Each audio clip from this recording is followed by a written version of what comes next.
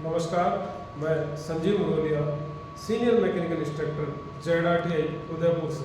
T नमस्कार, मैं Pramod Kumar Meena, senior transport instructor Z Udaipur से। आज हम चर्चा करेंगे कवच के बारे में। कवच Indian railway automatic train protection system है, जो एक radio communication based control system है, जिसकी परिभाषा के रूप में 1.02 GR में 28A में रखा गया है। कवच के दो सब सिस्टम हैं, एक ट्रैक साइड इक्विपमेंट जो आपको दिख रहा होगा, ये ट्रैक साइड इक्विपमेंट कहलाते हैं, और दूसरा on board equipment. Track side equipment जो है वो ट्रैक साइड में होते हैं और ऑन बोर्ड इक्विपमेंट्स पावर में होते हैं। कवच के ट्रैक साइड इक्विपमेंट्स में सबसे पहले हम चर्चा करने जा रहे हैं। ये जो आपको दिख रहा है ये है RFID टैग्स। ये ब्लॉक सेक्शन में 1000 मीटर की दूरी पर लगाए जाएंगे। इसके अलावा अप्रोच सिग्नल स्टेशन यार्ड में टर्नआउट पर भी लगाए जाते हैं। ये लोको कवच यूनिट को ट्रैक साइड इंफॉर्मेशन देते हैं, जैसे लोकेशन, डायरेक्शन ऑफ ट्रैफिक। ये 250 किलोमीटर प्रति घंटा की स्पीड पर भी विश्वसनीय ढंग से काम करने के लिए उपयुक्त है एवं रेल स्तर पर पानी में डूबे होने पर भी काम करने में सक्षम है।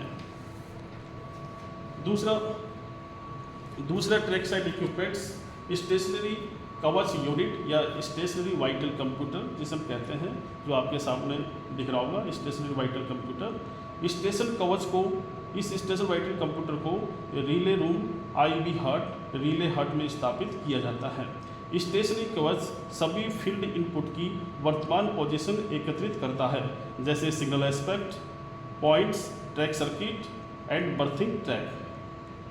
इसके अलावा RF कम्युनिकेशन टावर जो स्टेशन बिल्डिंग के बाहर 40 मीटर के होते हैं, जो स्टेशन कवच की इंफॉर्मेशन लोको कवच तक RF कम्युनिकेशन के माध्यम से भेजने का कार्य करते हैं।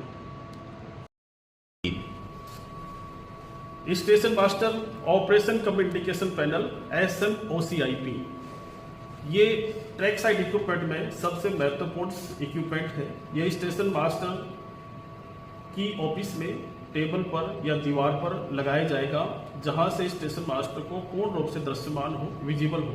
इसकी कार्य प्रणाली की जानकारी SWR के अपेंडिक्स C में दी जाएगी।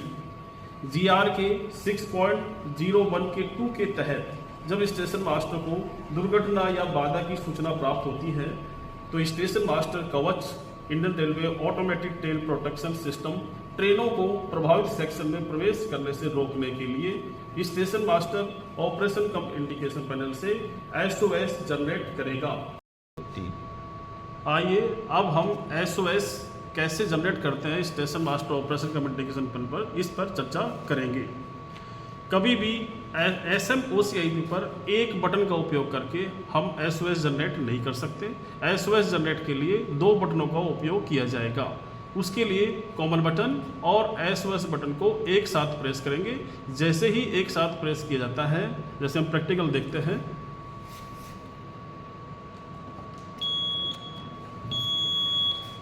SOS जनरेट होने के बाद यहाँ पर दिखाया गया रीसेटेबल्स नॉन रीसेटेबल काउंटर्स में एक काउंटर बढ़ जाता है, और यहाँ LCD पैनल पर स्टेशन सेल्फ SOS लिखा हुआ आ जाता है, और SOS का एक इंडिकेशन भी रेड कलर में जलता हुआ SMOCIP पर बजर के साथ में दिखाई देगा। जैसे ही SMOCIP पर बजर के साथ में SOS जनरेट होता है, तो उस समय स्टेशन कवच से 3000 मीटर के रेडियस में संचालित लोको कवच में SOS इमरजेंसी इंडिकेशन आएगा और ऑटोमेटिक ब्रेक अप्लाई होगा और गाड़ियों की स्पीड 0 होकर गाड़ी रुक जाएगी। स्टेशन मास्टर ने जब SOS जनरेट किया, तो ये लोको पायलट्स के पास लगी हुई DMI, जिसे loco pilot operation communication panel भी कहते हैं, वहाँ पर भी SOS from station 0033004 SOS all loco लिखा हुआ आ जाता है। इस प्रकार इसी के साथ में इमरजेंसी SOS इंडिकेशन भी आता है। अब इस समय लोको पायलट द्वारा SOS को एक्नॉलेज करके किसी भी रुकावट से पहले रुकने के लिए तैयार रहते हुए 30 किलोमीटर प्रति घंटा की गति से 1500 मीटर जाएगा। उसके बाद ही स्पीड नॉर्मल करेगा।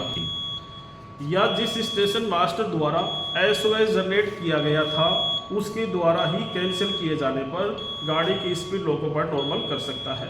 अब हम देखेंगे कि SMOCIP से एसओएस को कैसे कैंसिल किया जाता है। कैंसिलेशन के लिए भी स्टेशन मास्टर दो बटनों का उपयोग करेगा, कॉमन बटन और कैंसिलेशन बटन। कभी भी एक बटन से एसओएस कैंसिल नहीं होगा।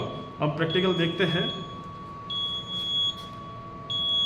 कॉमन बटन और कैंसिलेशन बटन एक साथ प्रेस करके एसओएस को कैंसिल किया जा सका। इस प्रकार स्टेशन मास्टर के द्वारा स्टेशन मास्टर ऑपरेशन कम इंडिकेशन पैनल से स्टेशन मास्टर दुर्घटना को बचा सकता है।